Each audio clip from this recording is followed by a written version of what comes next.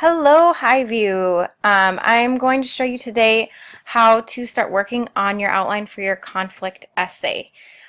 Step one is that with your Chromebook, you need to go to classroom.google.com. Go ahead and click on your section of ELA. You're going to scroll down to this assignment 15, and yours is going to look a little bit different than mine. But you're going to click on this assignment here, and when you click on it, it's going to show up that you have your essay description and you have this outline, and then you're going to see your work at the bottom. You're going to see this underneath your work. It's going to say 1516 Advanced Outsiders Essay Outline Template. You're going to click on that, open that up. Should look like this. So you saw this last week when I just went over it with you really briefly, but you have a box for each of your 5 paragraphs for your essay. Today there's specific things that I want you to be working on. The first thing I want you to know is that we are not going to be working on our intro paragraph at all. Okay? Not until I come back. So next week we're going to be working on that. I don't want you to get into this on your own yet. So just skip the intro paragraph for now. We'll come back to it. You are going to start on your body paragraph 1. That's your second paragraph. So this is the one where you describe the conflict right here. Okay? Here's what you're going to do.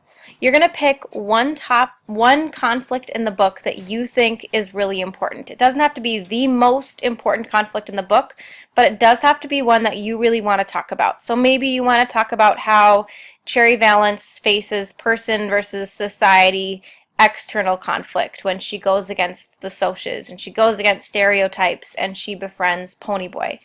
Maybe you want to talk about the rivalry between the Socs and the Greasers and how that's person versus person.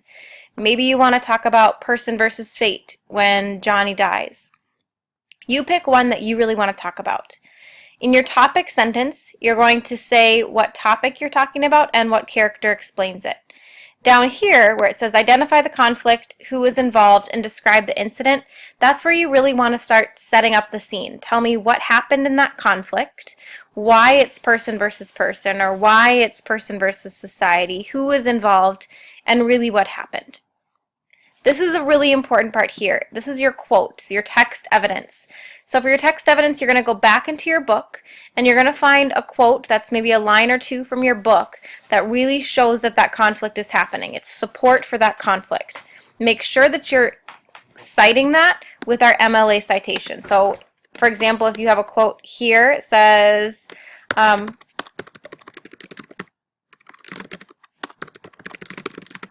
so this is Johnny saying this.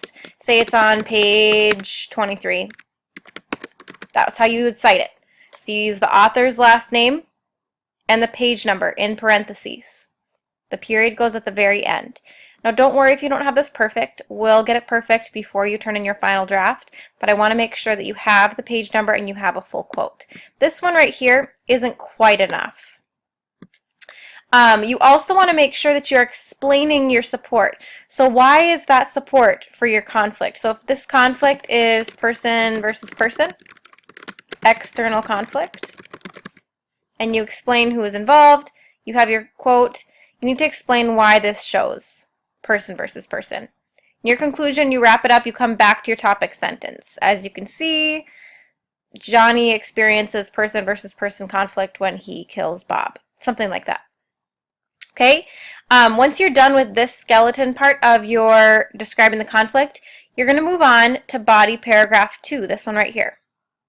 This is where you dive into really examining how that conflict affected the people involved. Okay, so maybe if you chose Cherry Valance and person versus society, you're really going to talk about how she's changed or how she's impacted by that conflict. So here you're going to put your topic sentence, who's the character you're going to be talking about.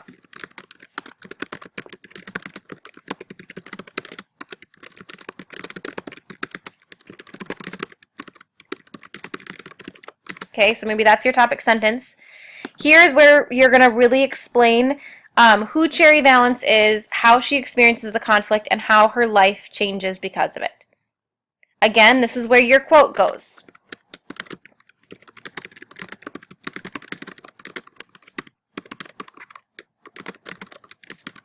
Okay, so maybe this is, I don't know if this is an exact quote, it's paraphrased by me.